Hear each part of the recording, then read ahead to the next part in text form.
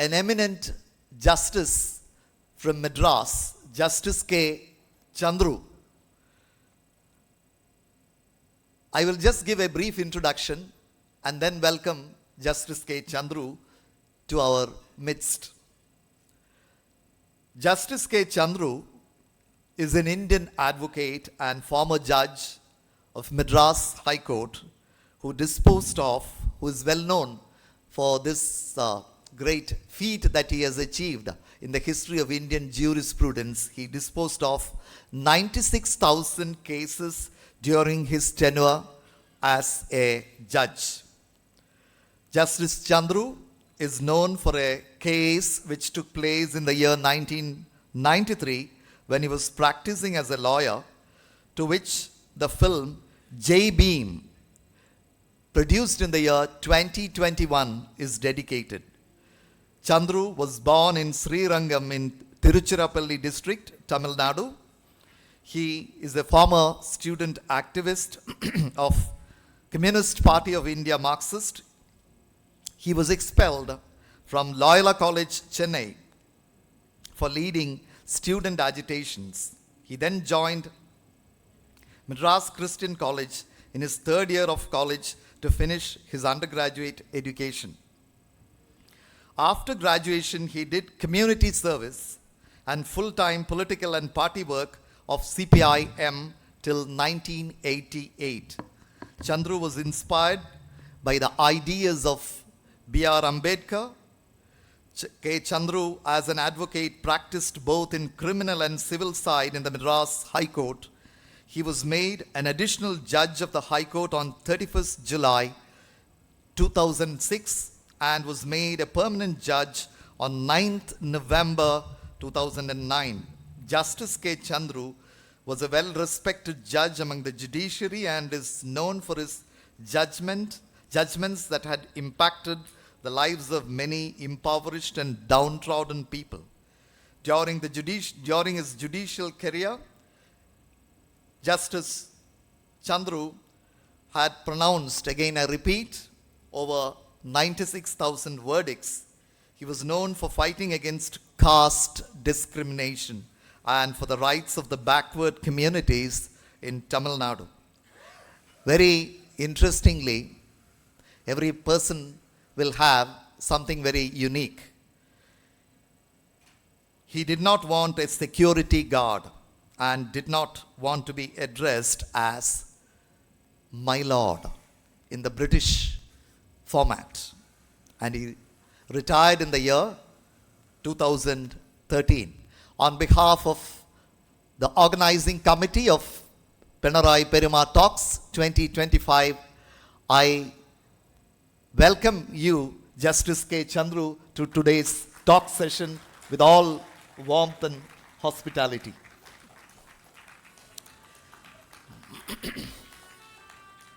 Thank you.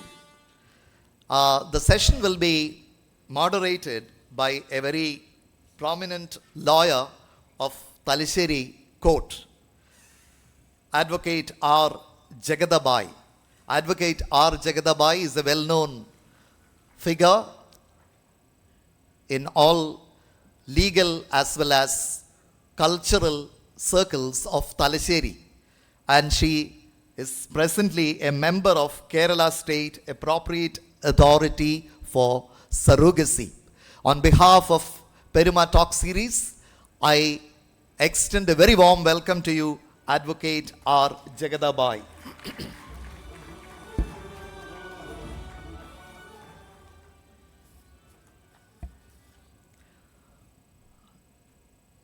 Now, coming to the modalities of this session,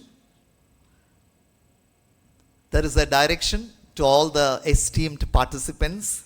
Please keep your cell phone switched off or else in silent mode until the two-part session is over. Number two, the second request, please be in your respective seats until the end of the session, and this will ensure minimum movements and less disturbance inside the auditorium. And last, the session will have two segments.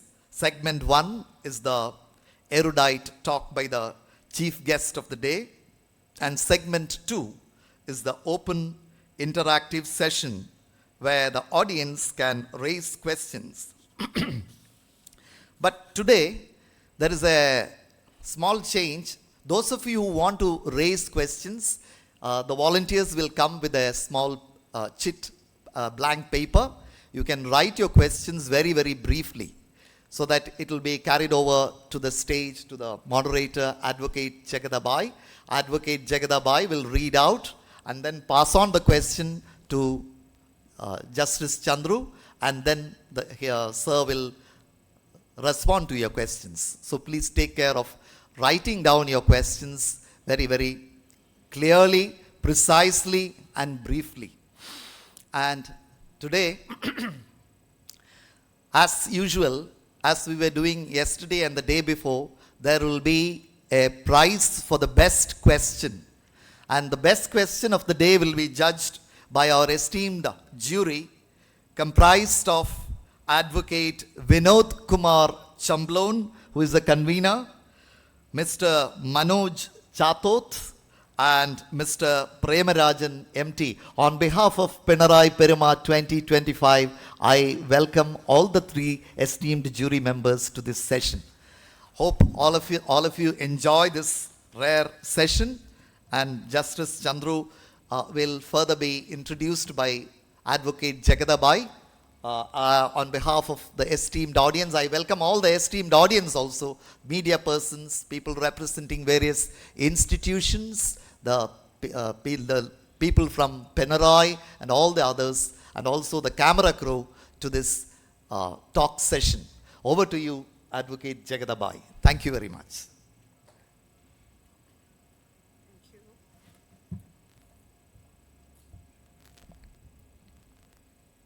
Today is our chief guest, Honorable Justice Chandru. He rejected calling him his lordship. We used to call the judges always his lordship in order to please them. And you can catch the simplicity of Honorable chief guest of today from that itself.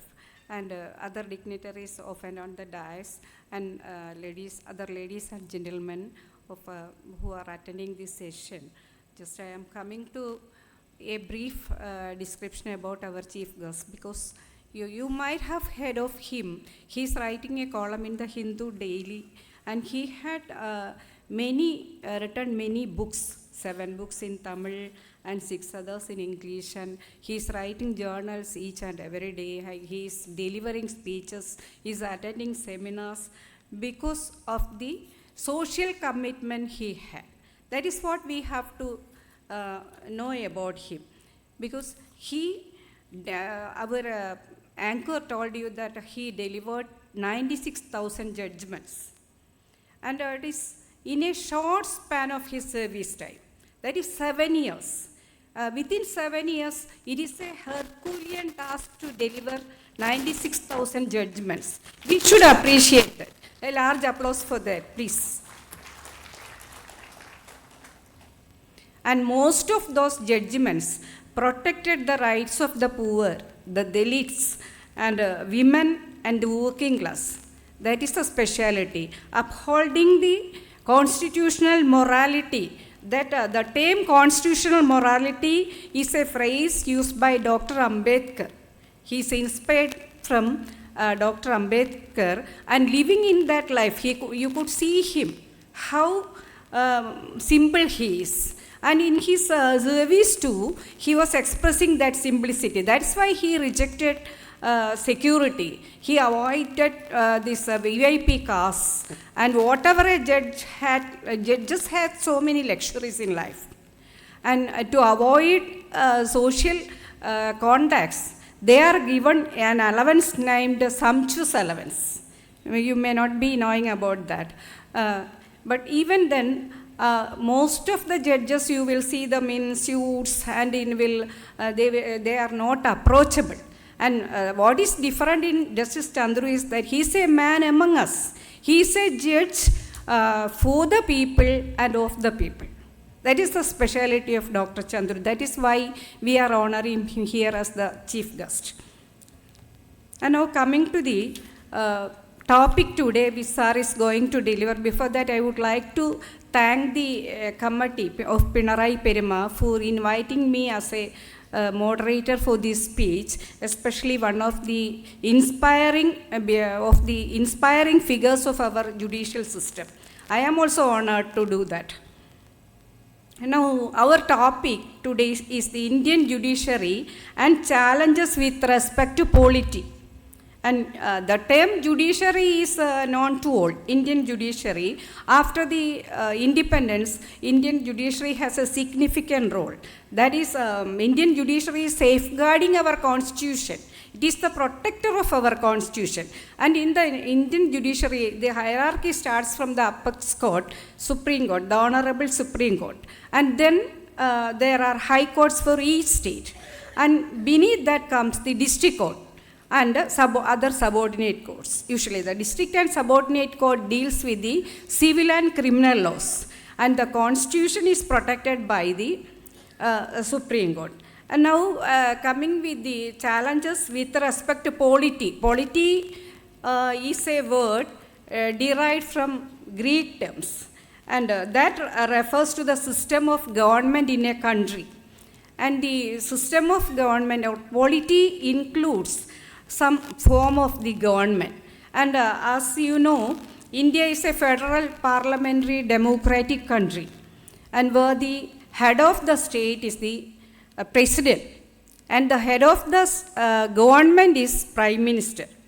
And we have a decentralized system of government, and our form of government is like that. There is central government, the state governments, and local government, other local system of governments then. And our governance is also, the polity includes the form of government, system of governance, system of governance that we have a multi-tiered system, that is the powers are delegated to others.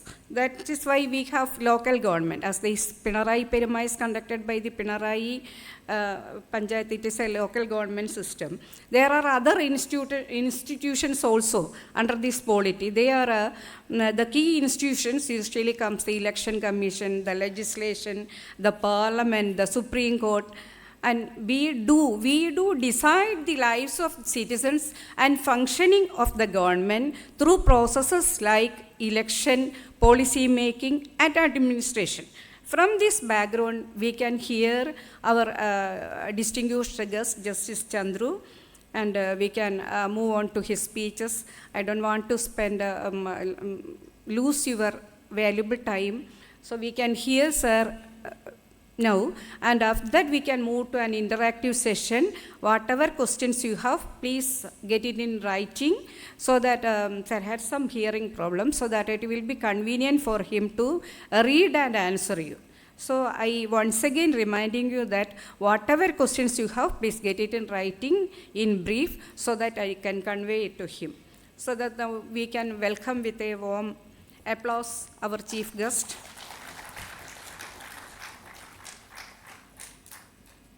Thank you.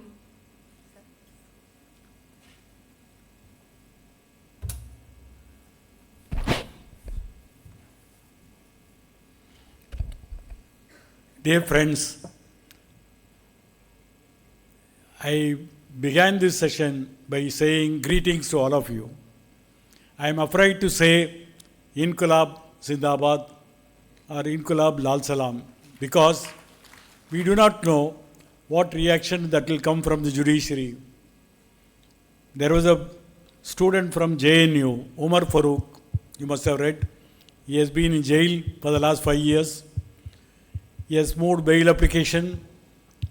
He was arrested by the police for some Delhi clashes in Delhi. For 5 years, he has not been granted bail. Then he applied for bail in the Delhi High Court. Police gave the text of his speech, which allegedly incited the mob. One of the reference was, in the meeting, people said, Inqilab Lal Salam. According to the Delhi High Court judges, that mere saying Inkulab Zindabad is not a very innocent. In fact, you must read the judgment of the Delhi Division Bench. In declining bail to Umar Farooq, they did not understand that Inkulab Zindabad is something which was invented in 1920 by a Muslim gentleman, adopted by Congress, then communists took over, and even in BJP platform you have Inkulab Zindabad. This is a slogan. Now the judges say, we cannot treat this as an innocent slogan. They go to the French Revolution. You know, Robespierre, one of the heroes of the French Revolution. They say it is a Robespierrean speech. In French Revolution, the royalty were killed by the guillotine, that you must have read in history. Now judges say, when you say Inkulab Zindabad, it means the French Revolution, where heads were rolled, the royalty were rolled, and people captured power. French Revolution inspires many people, but then what they said was very important, that today there is no need for any Inkulab Zindabad. We have a Republican Constitution, we have full freedom from the British. Whatever slogan you raise during the British period, no relevant. If somebody says Inkulab today, that means he is Robespierre, and therefore bail refused. You must be shocked to see the kind of judicial response to the people's aspiration. I will not carry more on that. People from Kerala know how EMS was punished by the judiciary, how Comrade M.E. Jayarajan was punished by the judiciary. Therefore, you should now understand, when we talk about judiciary and the challenge to the federal structure of this country, you must understand judiciary does not speak with one voice. It speaks with several voices. Today you would have seen in the papers how the Tamil Nadu governor action in withholding assent to 10 bills. What is the reason for withholding? He says, I am not like a postman. I cannot be shuffled right. There is no time limit fixed for giving my assent. I will have my own time. This was one of the most authoritarian statements came from Governor Ravi. Similar authoritarian statement came from our Kerala governor also. Fortunately, sent to Patna. But these two governors are not isolation. There are other governors like Tamilisai, Banwaral Purohit, several other governors started behaving as if Constitution doesn't apply to them. The Constitution talks about the governor's role under 163. I start with that because governor is now considered as an agent of the center. Why he should be an agent of the center? He is not an elected body. If you see the Constitution, the governor has got a minimum qualification. You should be 35 years of age and Indian citizen. There is no other post in the Constitution which has got the least qualification. 35 years of age and you must be the Indian citizen, this all. So what happens is, after 1967, when the Congress was defeated in 8 states in India, including our Kerala and Tamil Nadu, first time Congress ceased to be a monolith party. First time it ceased to be a party ruling the entire India. And what happens is, there were opposition parties which for the same time realized Congress never thought they lose power, they lost power. Then how to control these opposition parties, opposition ruled state? They started sending governors. Who is the governor? Some discredited congressman, a congressman who wants to get retired. Or if there is any difficulty in a state with 2 leaders, you eliminate one leader and send him as a governor. So the initial state in 1967, first question came, are the governors functioning within the 4 corners of the Constitution? Now this is one question. If you see today's paper, the Supreme Court condemned the action of the governor in retaining a legislative bill sent by the Assembly. Assembly is supposed to be the voice of the people. It's the elected representatives of the people who are there. And the cabinet, which functions responsible to the Assembly, it moves a resolution under the chief minister. And now, what is the role of a governor? Article 163 talks about there shall be a governor who shall be aided and advised by a council of ministers headed by a chief minister. Very simple English. Even ordinary 6th standard students can understand. There will be a governor, he will be aided and advised by the cabinet, and that cabinet will have a chief minister. This is all very simple. Now, Article 200 says, if the Legislative Assembly sends a bill, the governor can say, please reconsider. I don't think it can pass the test. It may not be constitutionally valid. He can only give an advice. Now, suppose the Assembly passes the resolution again, saying this is what we wanted. Now, the governor has got no other option except to sign the bill, called assent. He only signs the bill as an authenticated copy. When the Assembly passes, it passes by several members, and it's sent to the governor, and governor signs, it becomes the law of the state. When the president signs, it becomes the law of the country. Now, in these two differences, you must understand one thing. This judgment was based on 1974. Shamsar Singh case was the state of Punjab. That was rendered by Justice Krishna Iyer. You must understand that. In 1974, Justice Krishna Iyer and 6 other judges, 7 judges bench, headed by A. N. Ray, they wrote an order that what is the role of a governor? Can the governor act on his own?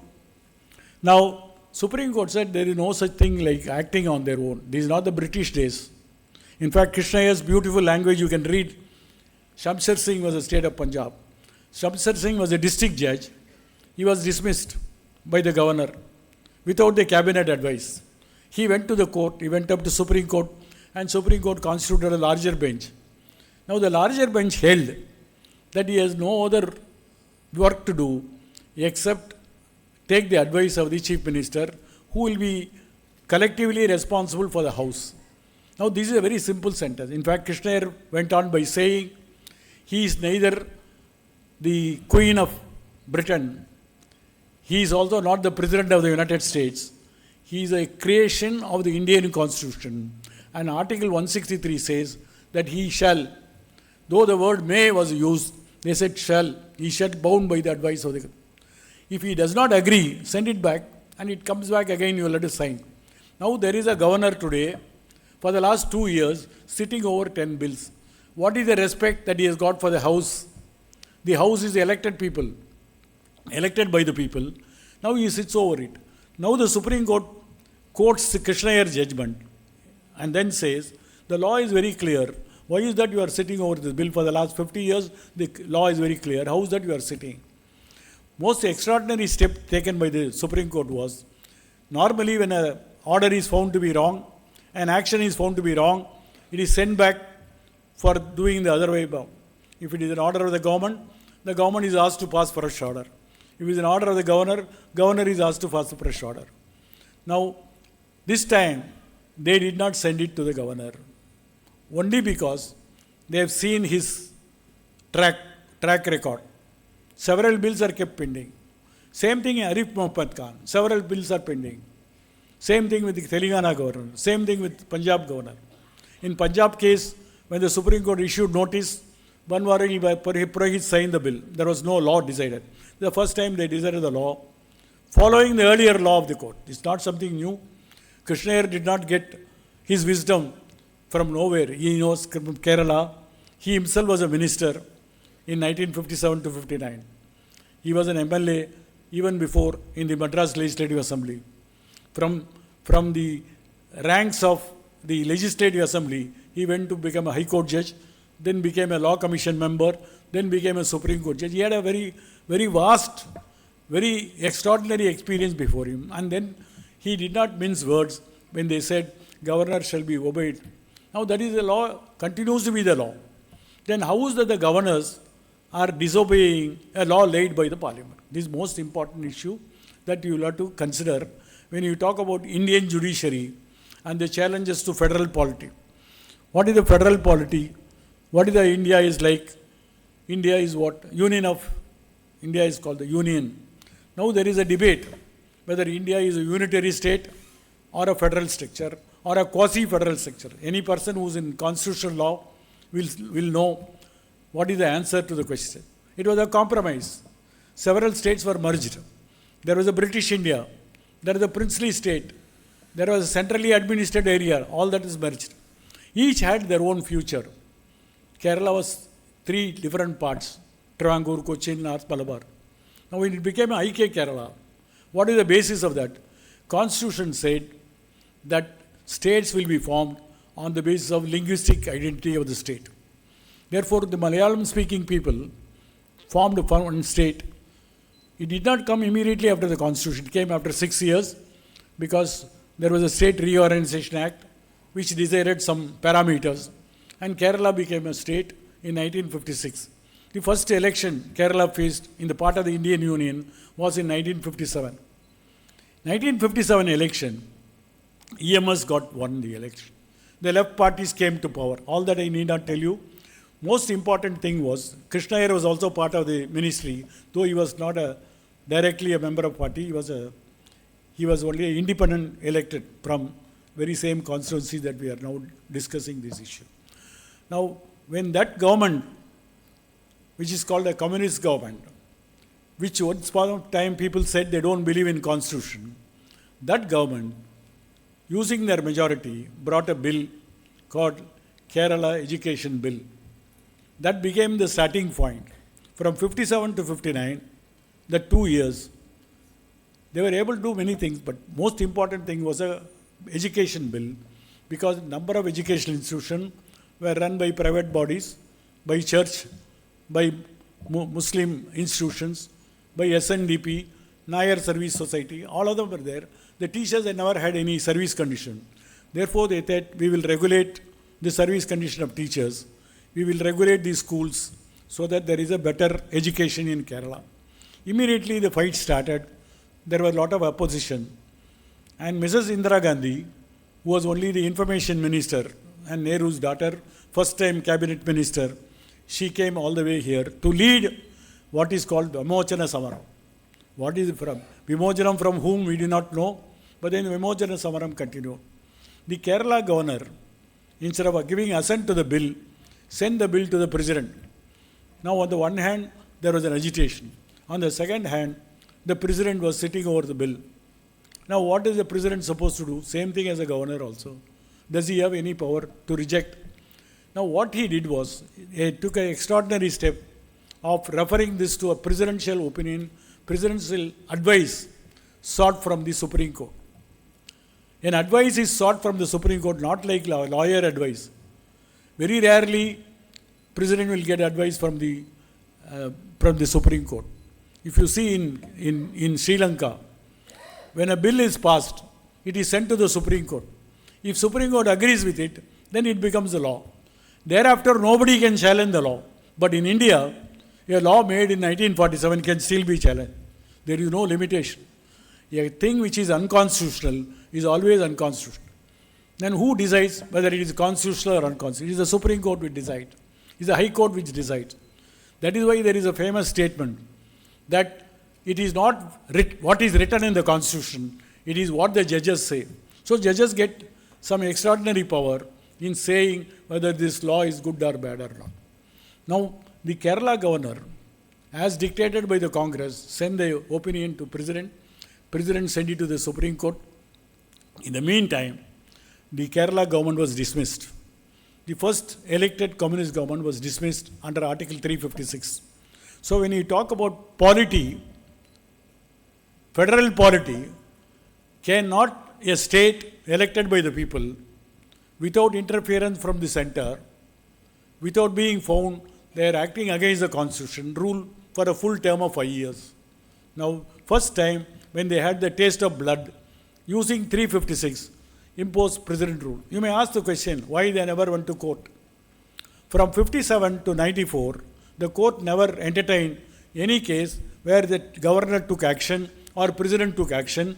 They also felt there are some areas which are grey areas where court will not interfere. Therefore, there was no possibility of the EMS going to court and then establishing, because they thought there are some sacred cows nothing to be touched. And therefore, the dismissal became final. Long after that, after seeing so many dismissals, in 1994, a 9-judge bench in S.R. Bommai case said, this is judicially reviewable. If you are dismissing a government, we will find out what is the material under which you dismiss the government. 2 times, Tamil Nadu government was dismissed without there being any report of the governor. The governor refused to send a report in spite of asking. Still they dismissed it because they knew nobody will go to court. And therefore every federal issue, every issue concerning the state was for a long time did not be touched by the court. And courts always kept hands off. Now 1994 they have said that, and you saw the result in Uttarakhand. When they dismissed the government, Supreme Court said restore the government. Though it took some time, but then the government got restored. Still the Congress lost the power. That is a different issue. That's a political issue. But constitutionally, whether you can dismiss a government. Now EMS came back again with a very much more strength in 1967. These elections, in between there was ban on the party and there was also several other problems. 1967, when he got elected in Trivandrum, he held a press conference. The press people asked, do you think your judiciary is independent and they'll implement the rule of law? There's a question asked by the press people, and EMS doesn't run away from newspapers, unlike our Prime Minister. In fact, you remember when he went to meet Trump, he was not invited for his swearing in, but he went subsequently. The first question the press asked after the meeting was over, sir, did you speak to the President of the United States about the Indian businessman and giving him reprieve from some criminal action by the federal agency? This was a question asked. The American press is also independent and they are not afraid of anybody. They are not afraid of UPA. They are not afraid of PMLA or ED threat. Therefore, they asked that question. And first time our Prime Minister was facing the press, not knowing what to answer. And if you see the recorded answer, he started by saying, India has got a long culture, all right. Our culture tells us Vasudeva Kudumbakam. Everybody was wondering what is the Vasudeva Kudumbakam has got to do with Indian businessmen interests being reflected in their talks. So he said, India is a Vasudeva Kudumbakam. We believe in a civilized society. Then he realized that answer was little off the mark. Now everybody is asking the question. Vasudeva Kudumbakam means everybody is one family. Even Adani and Ambani also part of the family. And therefore the question was, did you raise the issue of Adani before the Trump? That was the issue. Now EMS did not hesitate to give answer, though he was a sitting chief minister. He told the press that the Indian judiciary cannot rise above the economic interests of this country. The judicial dispensation is subsumed by the economic structure of the country. Very simple. It's a very Marxist statement. If you believe in Marxism, if you believe in a scientific socialism, you feel this structure is determined by the economic interest and not any other interest. There may be occasionally some small voices will be there, here and there, but nevertheless, it is subordinate to the economic interest. Immediately, another Nambudiri part filed a case, contempt case against the chief minister. First time, a chief minister faced a contempt, and the Kerala High Court said he is punished for contempt, 1,000 rupees fine. A sitting chief minister was punished for contempt by the High Court with 1,000 rupees fine. In those days, the salary of the chief minister was only 450 rupees. And most of the time, EMS used to come to the secretariat by cycle only, from his Clifford house. And now he went to the Supreme Court. Supreme Court only took pity that 1,000 rupees fine is too much because he doesn't earn too much. And therefore, they reduced the fine to 50 rupees. But they nevertheless found that he was guilty of contempt. On what basis? Very startling, the Supreme Court write in the order that EMS does not know Marxism. Can anyone believe a person who is of the world standard, who's a political scientist, who knows Marxism inside out, then the Supreme Court tells him, you don't know the Marxism. And then they made the conviction final. And EMS was not worried. What is worried important is that the judiciary refused to accept what is their role. Are they ever stood against the government? Even if you take the electoral bond case, they held it is invalid. But the monies are still with the government only. In the next election, they may use the 15,000 crores that they have got from the donation. If you hold it illegal, why don't you get back the money? You are having PMLA Act against small persons. Why not against the big party? Get back the money, give it to the state if nobody is the owner of the money. And therefore, you only take half the sword and never want to hit anybody with your sword. That is the issue. Now, EMS is punished on 1967. In 2007, Comrade M.E. Jayarajan is punished. For what reason? You all know that meetings are held. Now we don't have a Pinarayi center those days. People used to have meetings in public places. A place is earmarked for public meeting. What is called meeting place, meeting Maidan. Everywhere it is there. From British days, such places are available. Now suddenly one judge says, no meeting, no public meeting. Some traders said, we are not able to carry on our business. And our comrade Jayarajan said in one meeting, these people are all stupid. He used the correct Malayalam term, saying they are all Sumbamar. Now Sumbamar is a very colloquial term, the judges who pass these orders are Sumbamar. And suddenly everybody woke up. How dare you call the judges Sumbamar? So the matter went to Kerala High Court. He was punished for 6 months jail by Kerala High Court for contempt, for calling an action which is against the people's interests. Under Article 19(1)(c), people have got right to assemble, right to peacefully assemble. Under Article 19(1)(a), you have a right of expression. You have a right of expression. Now, how do you say, I can't assemble? You say unconstitutional. Now, this is a very important issue. Right to assemble is curtailed. Not only in this case, there are several other cases which I won't go into detail. But Jayarajan went to Supreme Court, said, I only use some normal colloquial word. He also quoted an English decision where 3 judges of the UK, their House of Lords. Now only there is a Supreme Court. There was no Supreme Court earlier. The House of Lords. Somebody wrote in the Times magazine, there are 3 fools are sitting there in the House of Lords, and they gave the judgment. They only said fools. And one of the House of Lords is Lord Denning. When contempt petition came, he said, perhaps they may be right, I am a fool. Why I should punish them? They left it off. This judgment was shown. Even the House of Lords did not punish anybody, calling them as fools. Now why you want to? We will not allow. You have no right to use the word. You may say it's a colloquial word of slang. We will not allow you. But 6 months was reduced to 1 month. 1 month jail he has to go. Suddenly one day in the Trivandrum Central Jail, a man is standing with a bag in front of the jailer. He said, who are you? I am M.V. Jayarajan, punished by Supreme Court. I have come here for 1 month. He said, we have not got orders, sir. No, we have got the order. You can put me inside. He went into the inside. He was there for 1 month in jail. While he was in jail, I wrote a letter to him. Sir, you have done greatest service in this country to call the judiciary in this manner. And therefore, from EMS till Jayarajan, you will find that the judiciary is not patient, judiciary is not tolerant, judiciary is afraid of criticism. Strong criticism, right criticism, they are afraid. What is the criticism that you can make on the judiciary? That's one important issue. Now, Krishna Iyer says that governor is bound by the advice. Not only Krishna Iyer, 7 judges. In fact, you know the pathetic story.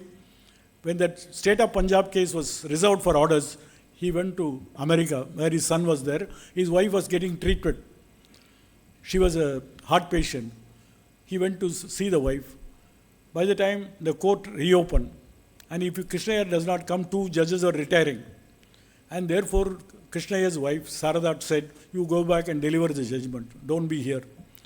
So he came back to Madras, came back to Delhi. By the time wife died, he could not get back.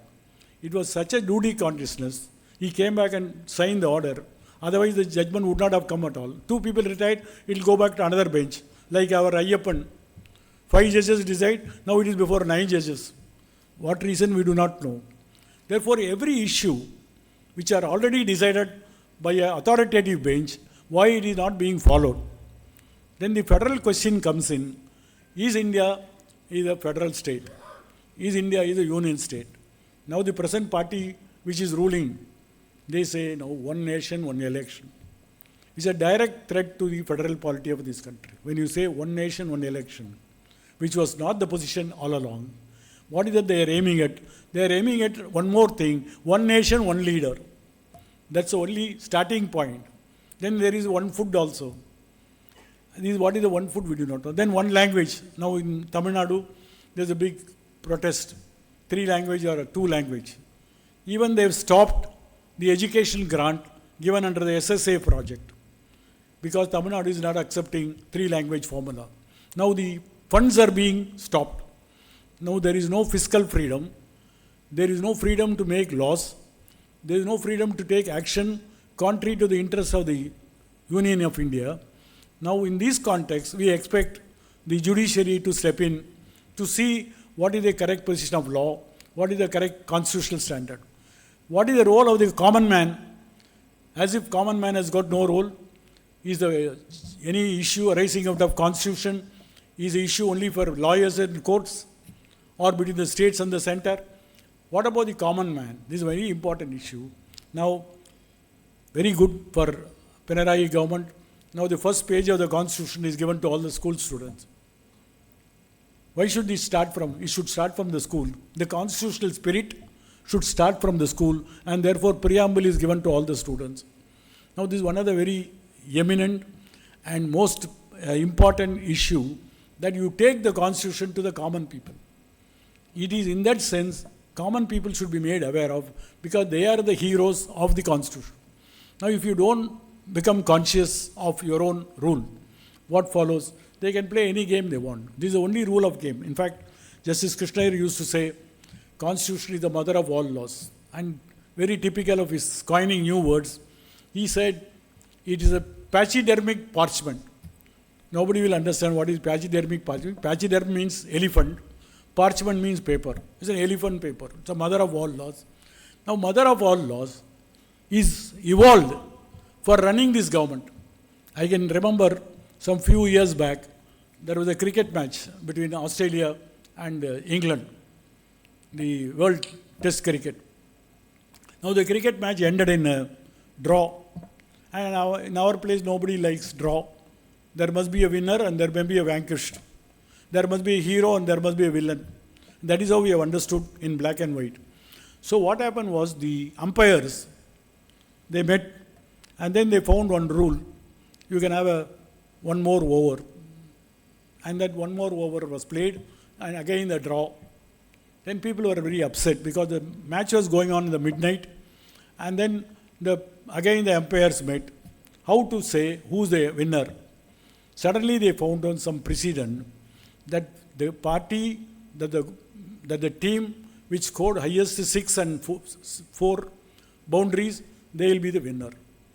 Now, England was declared as winner because they are always expert in foul game. Now the doubt came, is there any rule of boundaries and sixes to be decided in a winner case? Now that night when the game was over by 1:30 morning, you see the Google search engine was very active. All our youth, all our cricket lovers were searching, is there a rule to declare England as a winner? That night alone, there were 40,000 searches, wasting the midnight oil, they say. Early morning, people were searching. For what reason? Whether England made a clean win or not, that's the issue. If the youth of this world, if the youth of this country are worried about who is the winner and looking for the rule book, this is the biggest rule book that you have. Why is that nobody is saying if constitution is valid or not? Why is the X party is using the constitution or not? Now that spirit, in a game, you go by the rule of game. In a country, you will not go by the rule of game. This is a very important issue that we should take the constitution to the youth of this country. That is why even now Rahul Gandhi goes everywhere with this book, pocket edition of the constitution. The result was, he always waves it to Modi. See, this is a rule book. So the rule book, quoting the rule book, is an important assignment that we should get. Now, because of Rahul Gandhi's this demonstration, the book company, Eastern Book Company from Lucknow, I saw last week in their magazine, this book has sold 1,50,000 copies. Not a cheap edition, 800 rupees. But 1,50,000 people, they are not law students. Today, common people feel there is something for them. That is why when he said in Ahmedabad that constitution is a DNA for us. And if you forget the constitution, what happens is the dictatorship. It is the most important lesson that you should have. And in that, learning the lesson, you must question. When I'm here, yesterday I came back here, and the Supreme Court judgment came. Then number of people calling, sir, this is correct or not. Number of press calling. Their question was, can the Supreme Court grant assent, which is the role of the president or the role of the governor? This is a question they want to ask. Why can't you read the constitution? What is the power of the Supreme Court? If you see under Article 142, the law declared by the Supreme Court is the law of this country. And the Supreme Court can render justice, full and effective justice. They need not send back any case. They can declare this is the law. This is what the decision is all about. Now the Supreme Court said, we are not sending this bill back to governor. We are giving assent by itself. Never happened in these countries before. The Supreme Court itself granting. What is the role reserved for governor? Now the Supreme Court has granted assent. Now people want to know whether it is correct or not. Now it is in that context you must understand the constitution, whether constitution provides it or not. Now this judgment is now being celebrated. Everywhere people have welcomed this judgment. And people are also expecting that the Supreme Court will continue to have this kind of a spirit of putting an erring executive to their own place. A government which is very powerful. This time Modi is not very powerful. He did not get majority. It's a minority government. Out of 534 seats, they should win 272 seats. They won only 240 seats. To the extent, people have understood the constitution. Now people, how they have understood the constitution? They have not read the constitution. But they know one thing, absolute power will corrupt absolutely. And therefore don't give this kind of number of seats. Kerala and Tamil Nadu should be praised because they could not get more than one seat in the entire two states. They lost. I remember when Modi came to Madras, not once, 8 times he came before election, thinking his presence will bring votes. And then there was a procession in a car. They always have a Hindi slogan, and many people in Tamil Nadu were not aware of Hindi. So one fellow said, Aapki bar, then 400 bar. Aapki bar means you must say 400 bar. But how many people know 400 bar? 420 they know, because that's a movie also came in that name. And cheating is a common in our country. Therefore 420 everybody knows. But 400 Hindi word they not know. And they were standing in a bazaar. There are a number of ice cream shops. So one fellow said 400 bar. Instead of saying that, he said Choco bar. So next 50 minutes, they said, Aapki bar, Choco bar. So the people of Tamil Nadu gave Choco bar to Modi. This is a very important, significant milestone in the federal polity of this country, because people when they vote and they give a lesser number of seats, they knew for certain you cannot make a law like bulldozing. Today you have a bulldozer justice. You can't bulldoze people with your majority. They strived for 400, they got for 240.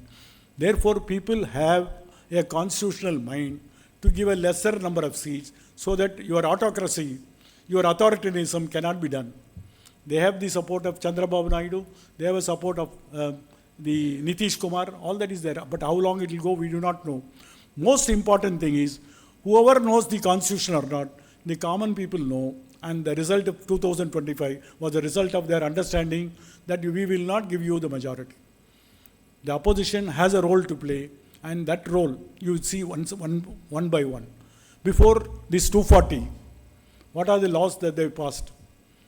What is the assault on the federal polity? That's most important. My question, my theme today is Indian judiciary is responsible. Now, first question, Jammu and Kashmir was an independent state. Not only independent state, it had a special power. Constitution gave them a special status, Article 370. Now, Article 370 says Jammu and Kashmir will have a constitution of their own. The chief minister will not be called as a chief minister, he will be called as a premier. And then every law made by the Indian Parliament will not directly apply to Kashmir. It has to be approved, and President must give a special declaration. Now, when they had a special relationship in the Indian Union, you do not bring an amendment. You do not say that 370 should go. Because 370 has to be abrogated, you must go to the Parliament, then you must ask all the states, if it is a federal issue, all the majority of the state must vote for it. Now they pass a simple resolution in the Parliament. Jammu and Kashmir is no longer a state. What next follows? It will become union territories. Not one union territory, two union territories. Now the two union territories from a state to become union territory. You may have promotion. A union territory like Goa became a separate state. A union territory like Delhi became a separate state. Several other union territories are asking separate. Here, after 74 years, you say this is no longer a state. Where do you power? Now, it matter goes to the Supreme Court. The people who are opposing were also detained under the Kashmir Special Powers Act. Now, they go. Even Sitaram Yechuri, when he went to Kashmir to meet Farooq Abdullah and one of the CPM MLAs, he was not allowed. Then finally they went to the court. Then the court says, you go to Srinagar, don't talk politics. If two politicians meet, will they talk about some personal affairs? They'll have to talk only politics. Now how does the Supreme Court say? You have a same thing happened to the daughter of Mehboob. She went to meet her mother, said, don't talk politics to your mother. Go and come back.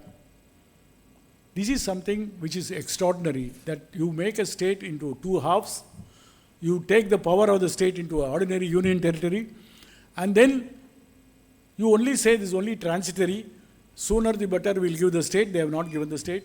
Now Supreme Court says that 370 resolution is valid.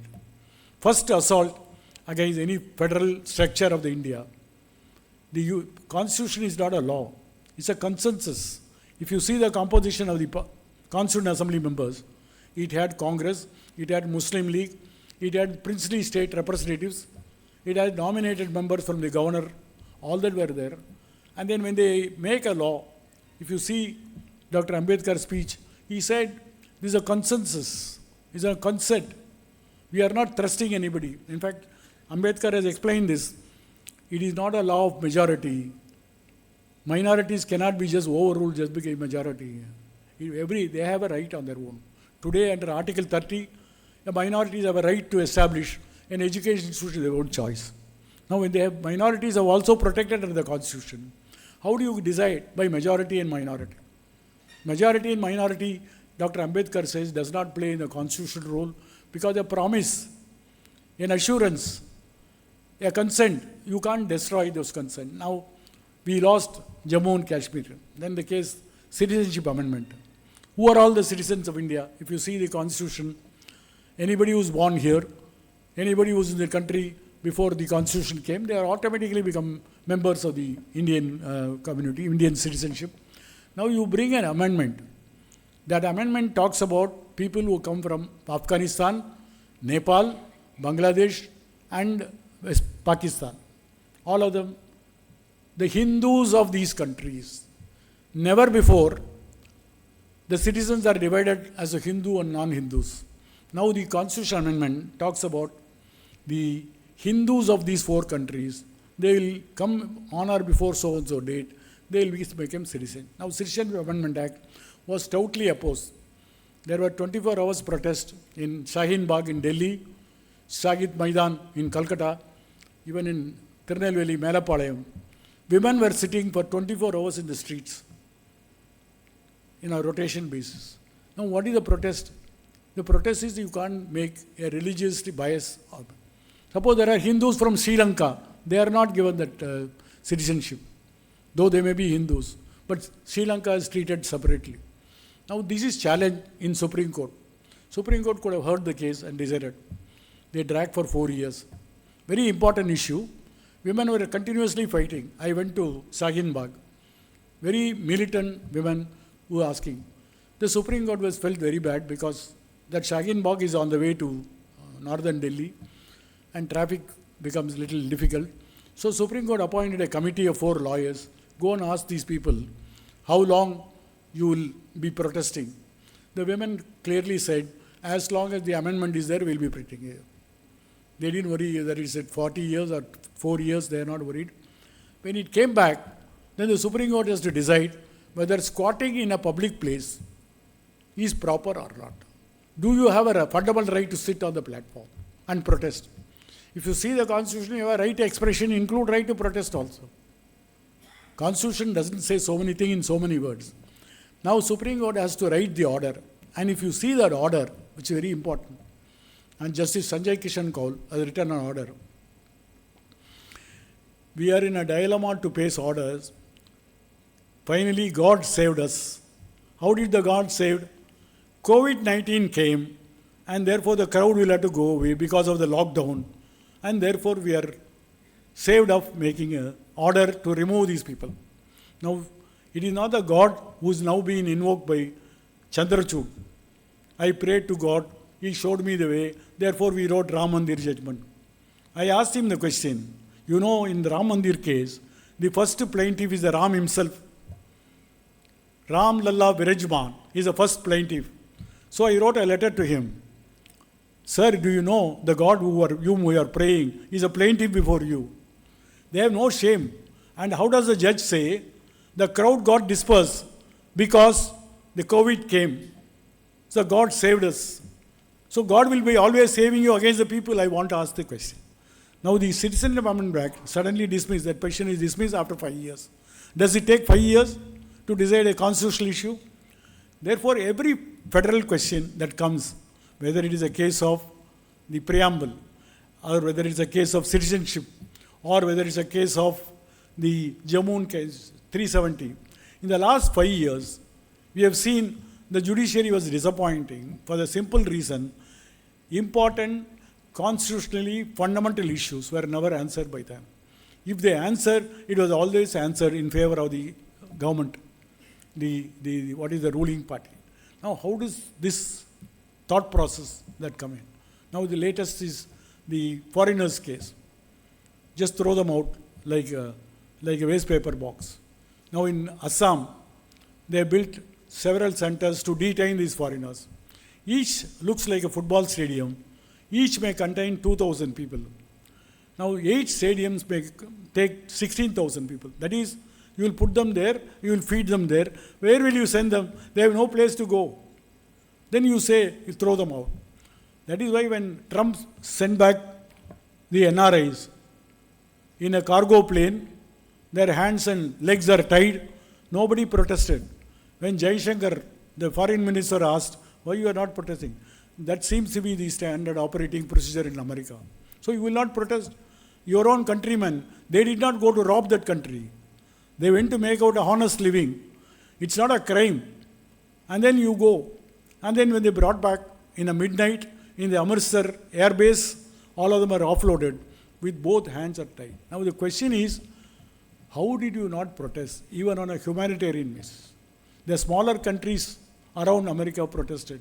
They said, we will not allow your Air Force plane to land in our country. We may send our own plane, but not your plane, and that too an Air Force plane.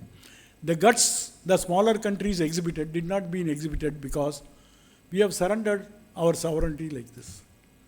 Let them go, let them come back.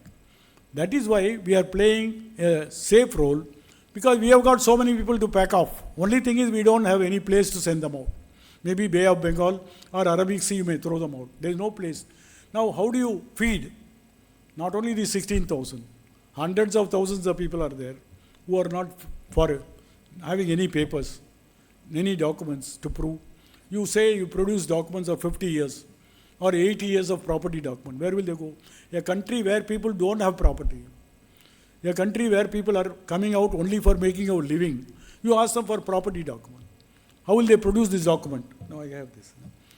Now, very important issue, Citizenship Act is an important issue, Foreigners Act is an important issue.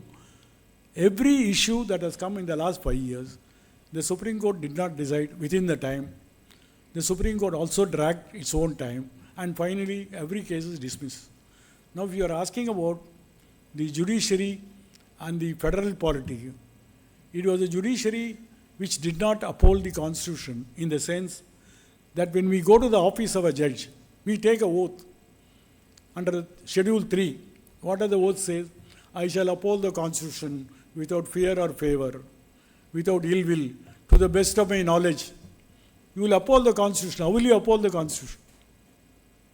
This is a very important issue that we say. Therefore, unless the people consider these issues as a paramount issue, you cannot now question the judiciary's attitude. People will say, this is one judgment, there is another judgment, you can file a review.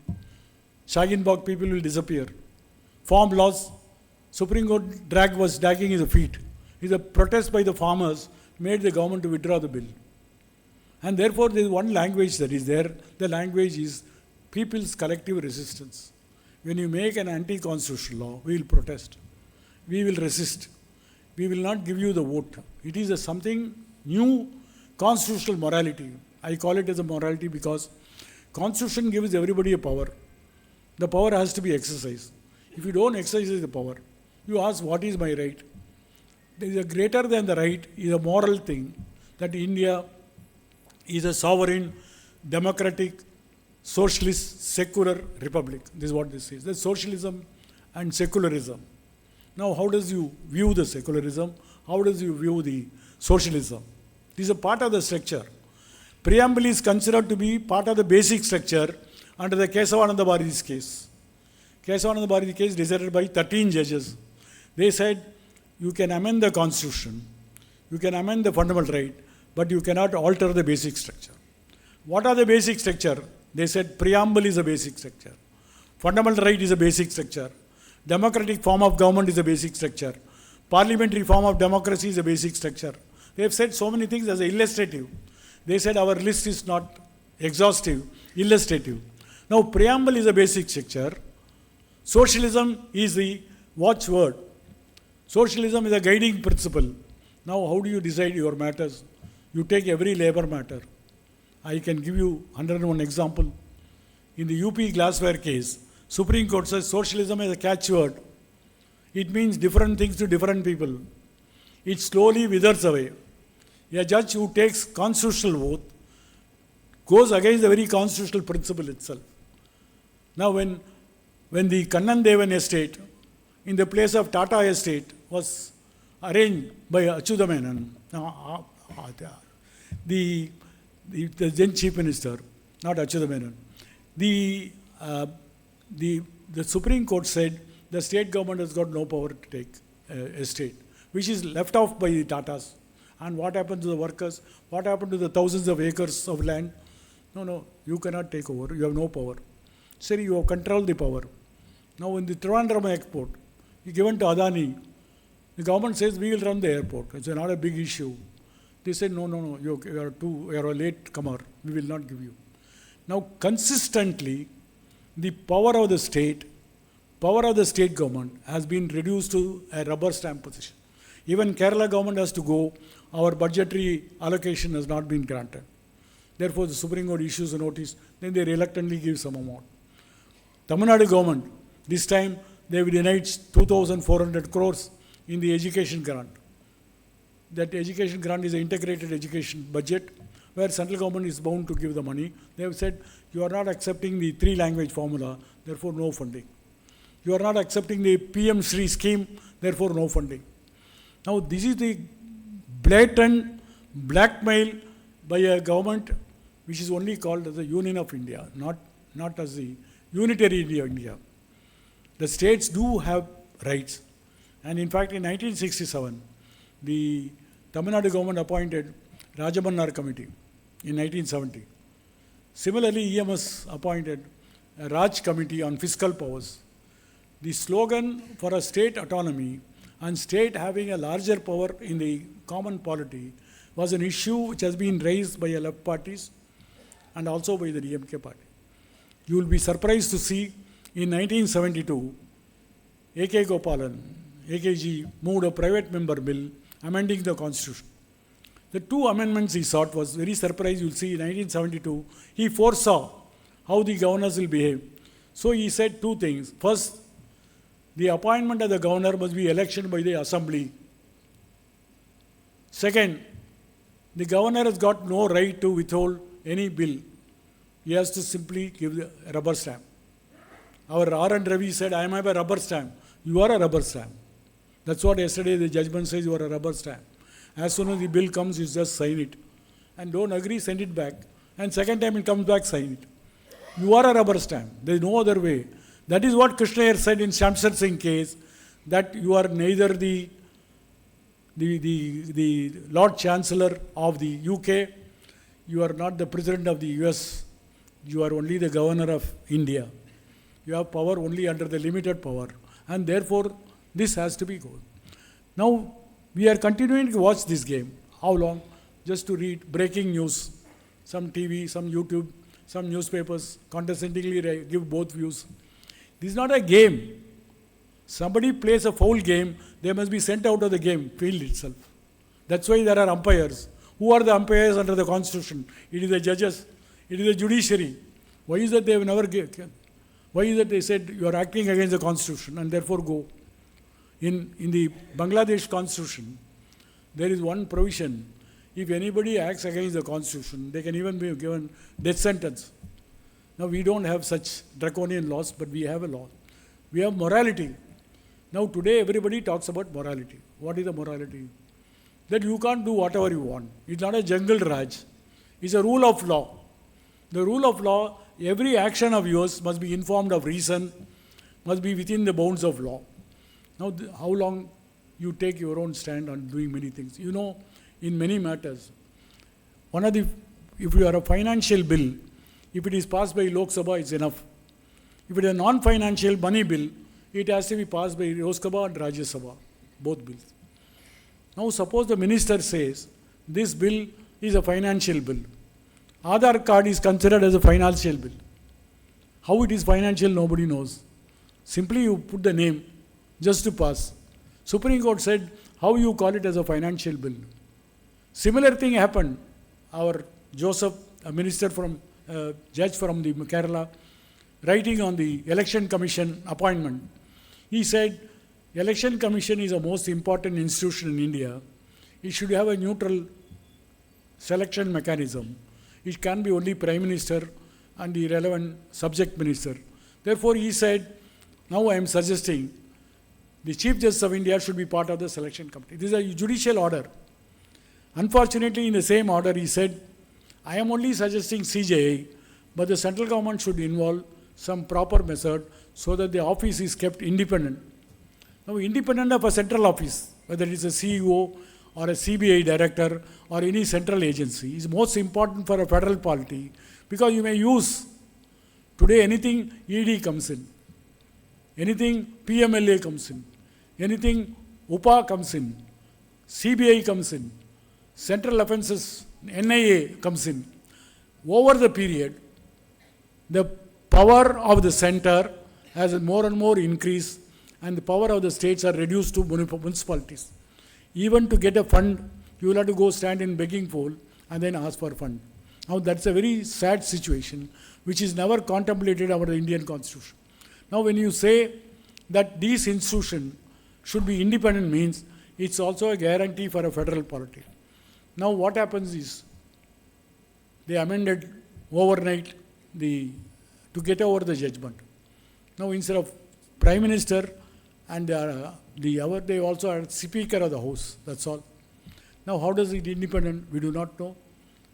Why there is a midnight amendment that is being passed? Nobody knows. Why is that people are asking for an independent election commission?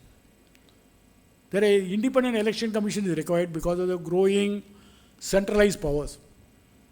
When there are legislation, when the Constitution under Part 7 talks about central list and state list, and the residuary power with the central list, there is also something called concurrent list, where both can make laws. Now both can make laws. During the emergency, Indira Gandhi took education from the state list to concurrent list. Now what do you find? Everything is centralized. Whether it is not only IMC, Indian Medical Council, or any other council, even teacher education is a central council. Secondary grade teachers who just passed out of school, who are getting diploma, you make a law saying I will hold, there will be NCTE, it will be sitting in Bangalore and deciding who should have a teacher education institute. Now every law that you talk about, today people are discussing about work bill. Every state, under the Government of India Act, it was a provincial legislature. Under the Constitution, it was again the state legislature. Now you say that every state is having too many legislation, we'll have a central legislation. And then the Central Act comes in 1995. Not knowing the next step will be amending the Waqf Act to the detriment of the Muslims, to the detriment of the minorities. Now this is how the law grows in a more centrifugal form, where the Delhi assumes all power. What is short is now their slogan, one election, one. This slogan of one language or two language according to the Hindi language formula. Now using education, there is a central education policy, national education policy. Now they say, if you don't agree to this policy, we will not release education funds. This is all the assault which the judiciary has to now resolve. Now looking at the judiciary, what will happen is always a nightmare, because judiciary speaks in different voices. In fact, Justice Krishna very correctly said, there are 34 judges in the Tilak mark where Supreme Court is there, but within that, there are 34 courts. It all depends on which judge will take what stand. If some bail application goes to ex-judge, it will be dismissed. You may even be convicted on a bail application. If it goes to some other judge. Umar Farooq withdrew the case 3 times because it came before an ex-judge. She immediately said, you wanted a speedy justice, why you are withdrawing the case? Now people are afraid where my case will go on. It depends on the whims and fancies of individuals, whims and fancies of the institution, and the rotational, one judge may agree, one judge may not agree. The result is the deprivation of liberty, which is the most cherished value of the Constitution, is made. And therefore, the states of Tamil Nadu, the states of Kerala has now taken up some issues to the court. Civil suits are filed against the center for budget release for XYZ reason. Now, governor assent. This is a significant development where governor is told you are a rubber stamp. All right. Will the governor behave like this? He is still holding on to the power. What are the other subversive decisions they will take, we do not know. Previously, the governors were sent by Congress as a discredited congressman to avoid internecine quarrel within the Congress party, you go to as a governor. Today, the RSS and BJP selects the governor. They also give them what they should do exactly in the place. And now, Governor Raj Bhavan is no longer a Raj Bhavan. It is become a BJP Bhavan, BJP party office. The problem is there are 2 BJPs within the state. There is a governor and there is also BJP president. There is also clash among them at times. Otherwise, they work for the same, they work in tandem. Now, how the judiciary is going to face this issue?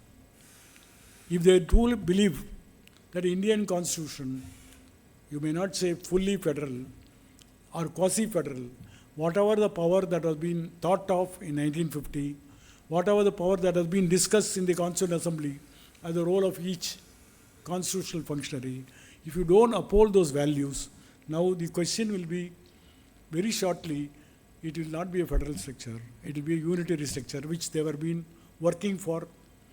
Fortunately, in 2025, people voted differently, and therefore, there is a minority government. But suppose they get the majority, then what will happen is, the people who lose their cherished rights and freedoms. One of the cherished right is a federal structure of the Indian polity.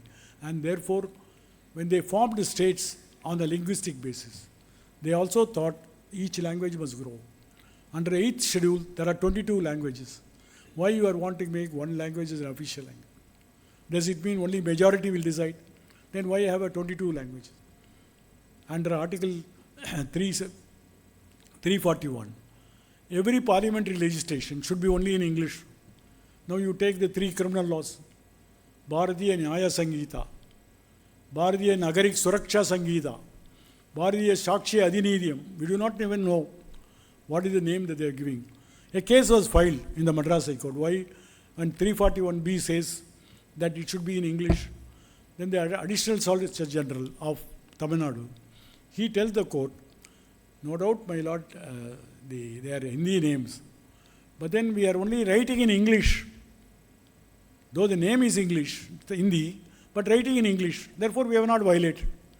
These strange arguments are advanced before the court. And I don't know whether court will, when they will decide this issue. And therefore, I conclude here.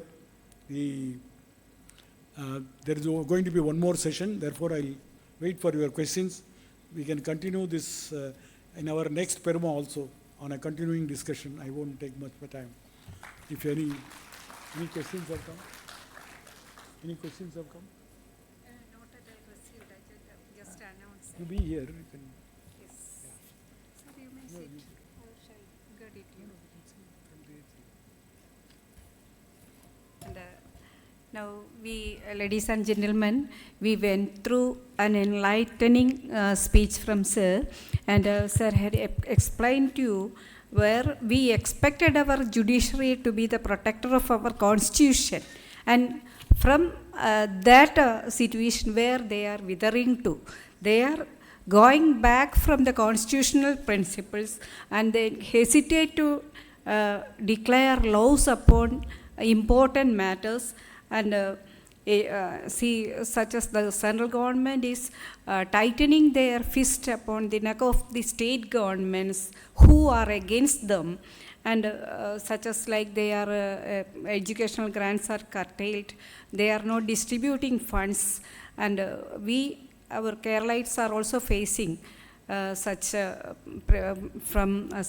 problems from the central government. And now we have gone through the Citizenship Amendment Act is going to be passed, and we are trying to prevent them.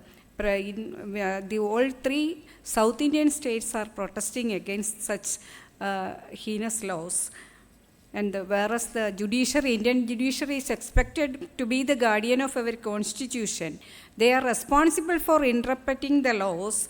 That is for a democratic country that is made by the public, made by the people, for the people, and we are expecting good laws. But now where we have to depend, that is the problem we are facing. And we are believing the judicial system, that they will protect us from the whatever it is going on. It is not like that what we expect is going on. And we have our system of governance, that is decentralized power is with us, but that decentralization is being curtailed. That is what is happening. And I am sorry to say that Sir was forced to curtail his speech. He had a lot to say to us from his experience and from the Indian democratic situation. And now we have to take constitution to the common public. That is the only only simple task which we are expected to do in this hour.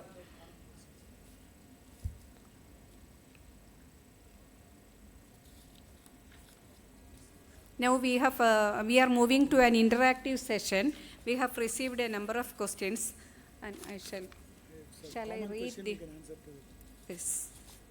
Let us go through the questions. If there are common questions, Sir will answer them together. 15 minutes, 10 minutes? 15 minutes you can take. I have to read the name of the question. That is in Malayalam. It's also in Malayalam. This is Malayalam. You just tell me what it is. Yes, sir. I shall go through the questions, sir. I will Yes. answer these questions. Yes. Some of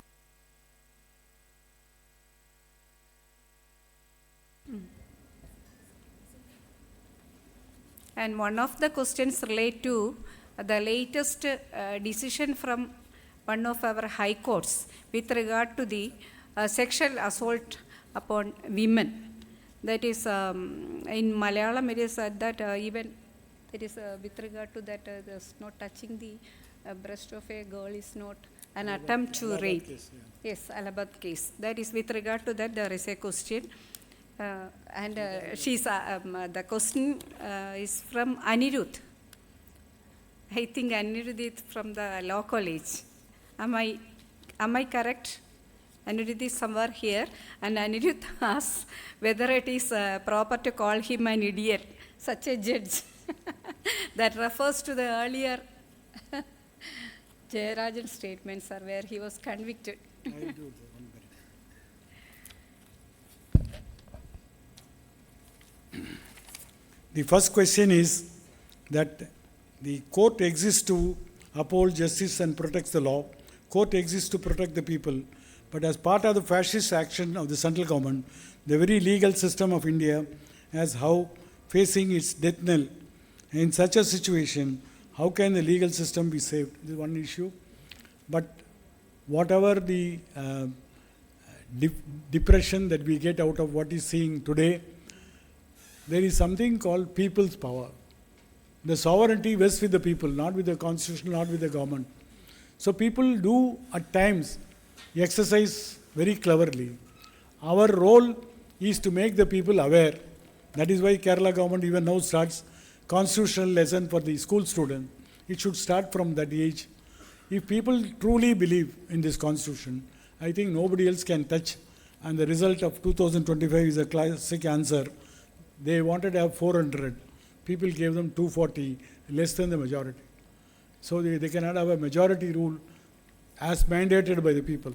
People showed them the way, and that's one optimism that we should have.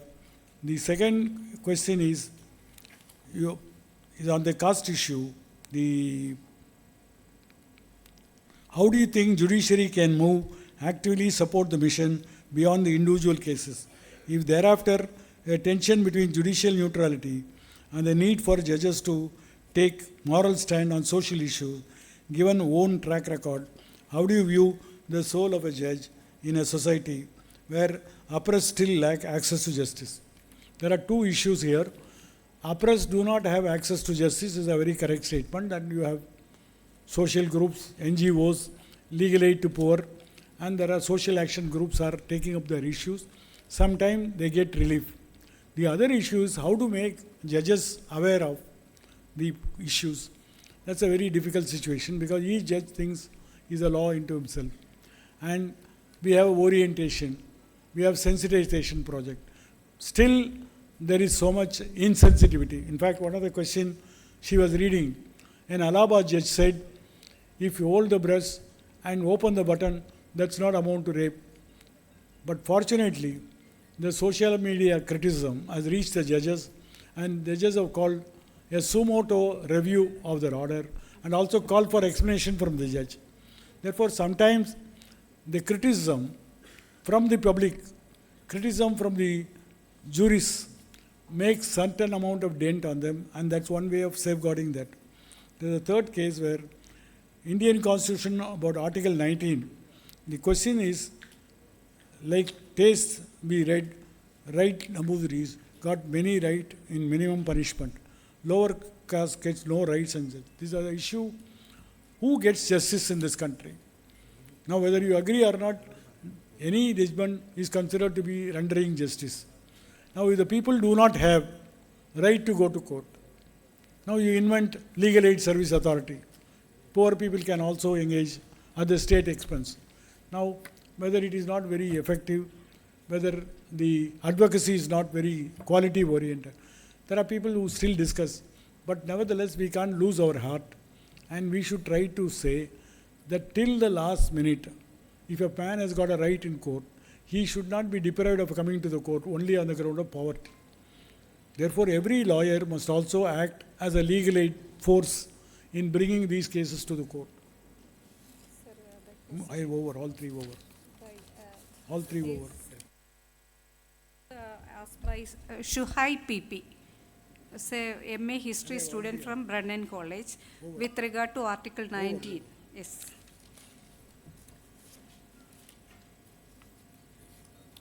Now, Quota system, only one question. Quota system, only one question you can ask. Action against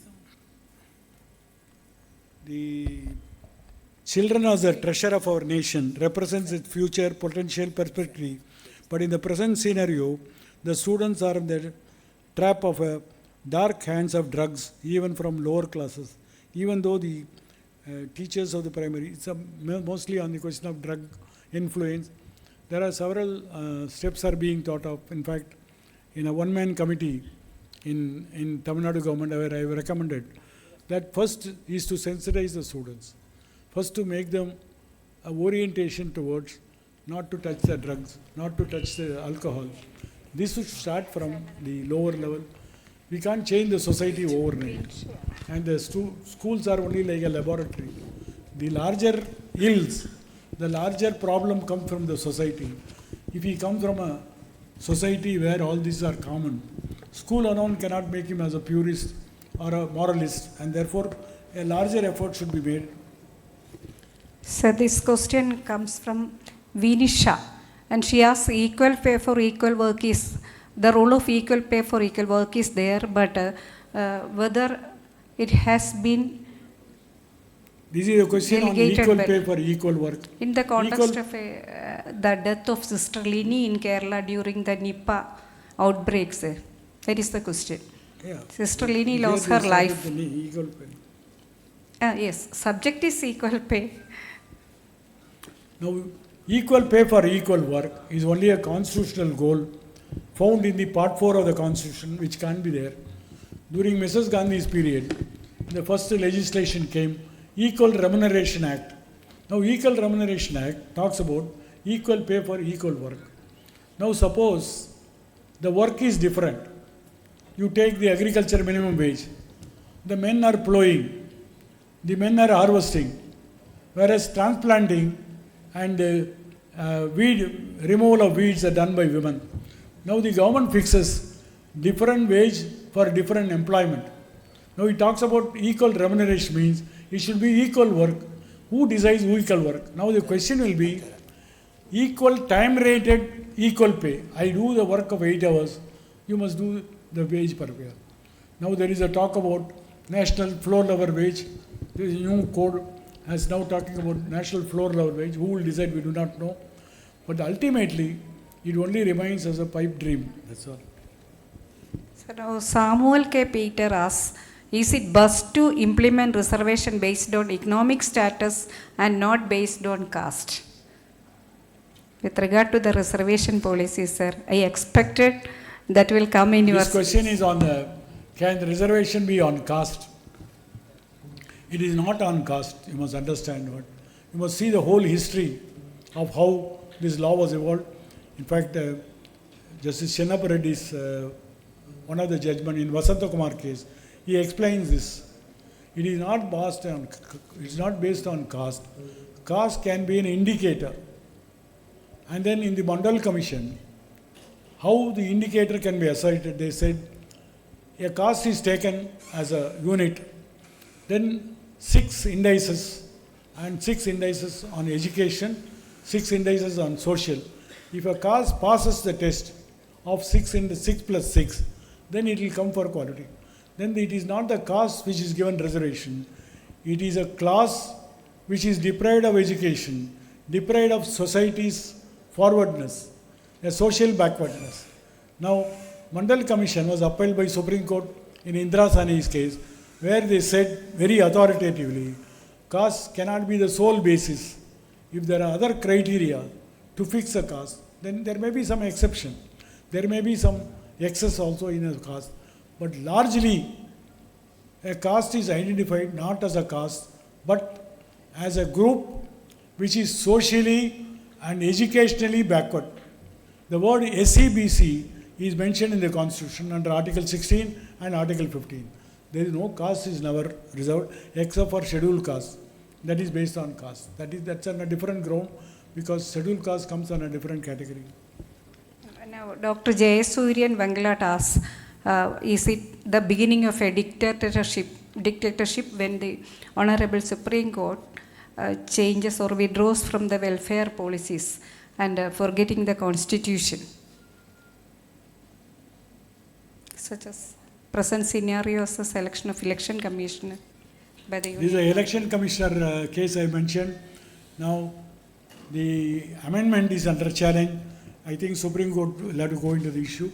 Ultimately, it's a crisis of an individual. We do not believe anybody will have an objective dispensation of work. Therefore, we doubt everybody. For example, the Tamil Nadu government filed a case in Supreme Court that take our case to Andhra Pradesh, not in Madras. Does it mean every judge in Tamil Nadu are susceptible for influence or several other pressures? This is a question which continues to be haunted. Unless we have people with sterling quality, unless we have people who have got committed to basic values, this doubt will always continue. Now, Dinesh V is asking, justice delayed is equal to justice denied. And he gives 3 questions. Why some of the people supported encounter killing? What is the most important quality of a judge? This is on the encounter. This is the last question. And recently, you might have seen the film Vaitekaran, acted by Rajinikanth and Amitabh Bachchan. You can see the film. Now, the last argument in that film was Rajinikanth is a trigger-happy policeman, and Amitabh Bachchan was a Human Rights Commission member.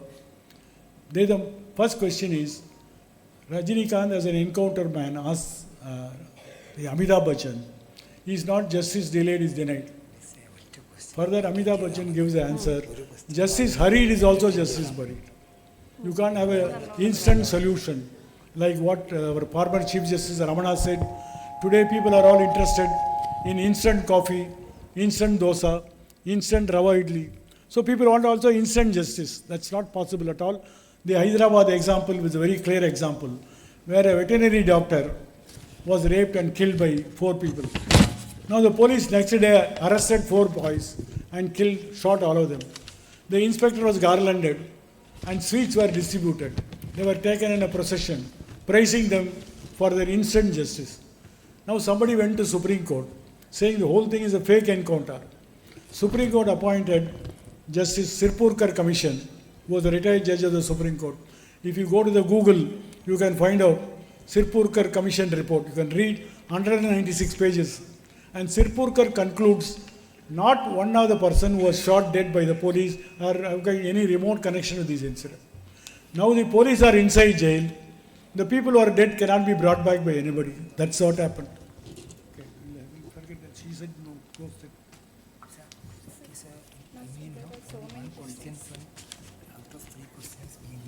This is over. This is over. One more. That is not the summary. He said only one question you must answer. When 3 or more questions are there, that's what. And now, Is there any English questions are here? yes, sir. Is the delayed in delivering justice a great threat to democracy than intrusive interference judiciary? That's very. This is not only a question; it's also an answer to the question. That's asked by Vaishnavi. Now, Vishnu CK asks about the declaration of assets and liabilities by the judges. Transparency in declaring assets of the judges, that is with relevance to the new judicial High Court. collegium system of appointment is not there in the Constitution. Nowhere in any country, judges are appointing their own judges. That's not there at all. The Judicial Commission, which was appointed by the 99th Amendment to the Constitution, was struck down on the ground it interfered with the independence of judiciary. Now this is what we are standing. Now the question will be, Justice Ruma Pal, who was the senior most judge of the Supreme Court from Calcutta, she said there is no transparency in the collegium system. It is now behaving like a old boys club. If two old boys want, a third boy will become a member. That's how our present system of appointment is there. Sir, there was Judicial Standards and Accountability Act in the year 2010. Accountability is the other side of the coin. You appoint somebody who is not at all accountable. Now there is a bill pending in the Rajya Sabha for the last 10 years, Judicial Standards and Accountability Bill. You bring accountability to the judge. How do you bring accountability? You put some norms.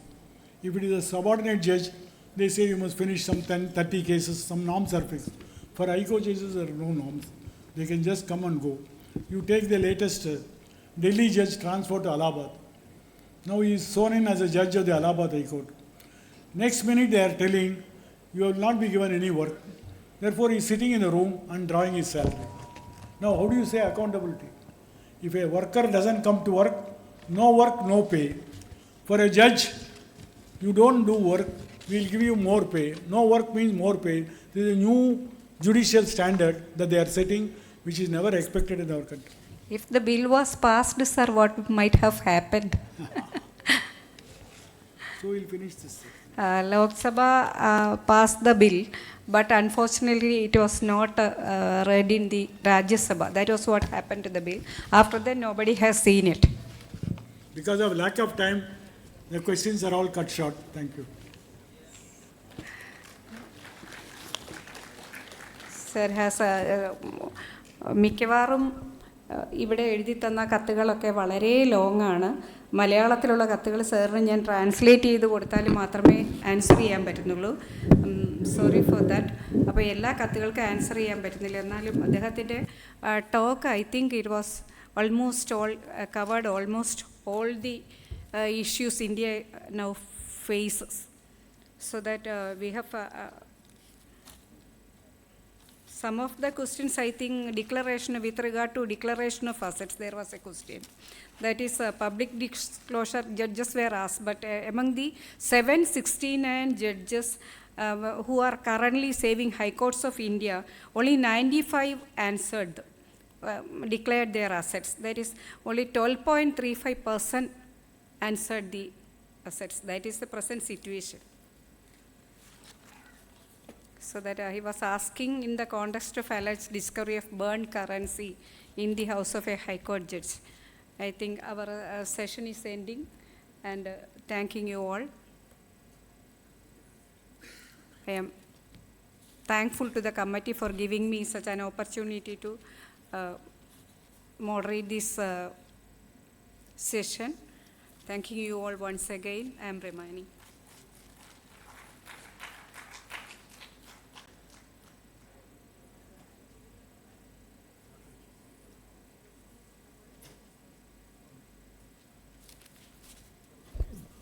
Thank you, Justice K. Chandru and Advocate R. Jagatabai for enlivening this audience and also the session for a duration of 1.5 hours, more than 1.5 hours.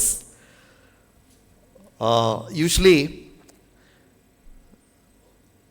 scholars do give the opinion that happy people, when people are happy, nobody goes to two institutions, social institutions. Number one is the police station, and number two is the court of law. If you are happy, if people are happy, nobody will go there. Neither to the court of law nor to the police station. But over the last so many 77 or 70, more than 70 odd years, we have seen court cases piling one after another, and even the police stations have multiplied, and the police people also have multiplied with a lot of challenges. But whatever it is, the courts of law and also the police stations, they are necessary to maintain order, to have a society in proper place. It is quite interesting that Justice K. Chandru enlightened us right from the time of the attainment of India's independence until the contemporary times throughout. When we look at the whole course of his discourse, we can understand that the Indian polity has gone through various vicissitudes of jurisprudence, justice, or sometimes justice which is not played out in the most expected way. But whatever it is, we have the people, as the people of India, we do have utmost faith in the judiciary and in our democratic polity. That is what the message of the whole talk is.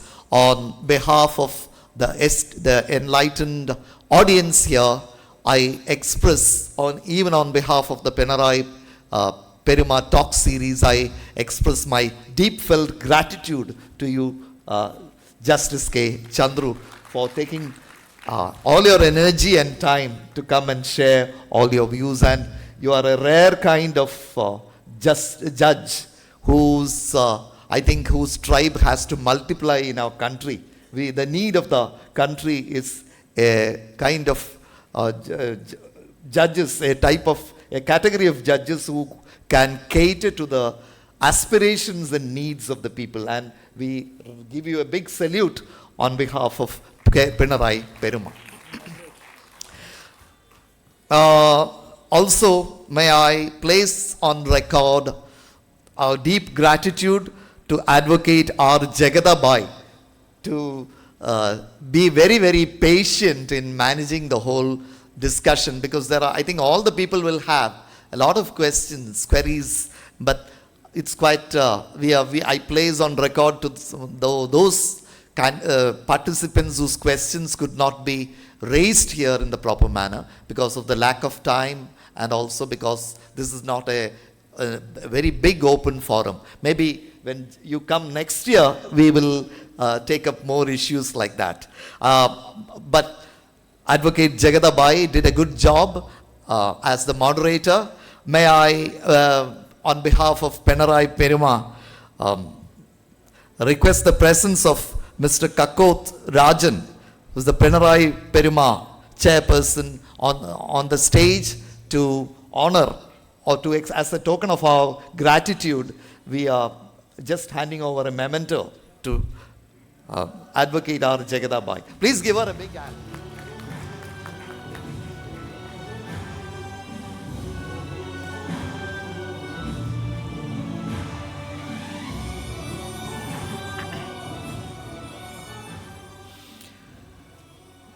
There will be a session, with a large audience, large stage for you, sir, immediately after this session. And Pinarayi Peruma team will honor you from that large session with a large audience. I think that is a short segment again reserved for you. They will take you there. And there is all the questions were very, very relevant and very, very of contemporary significance, but we can choose only the best question, and the best question of the day. There is a memento we are giving to the best question of the day, and the best question of the day award goes to Dinesh V. May I request the presence of Mr. Dinesh V on the stage, and may I request Justice Chandru to hand over the memento to Mr. Dinesh V for the best question. Please.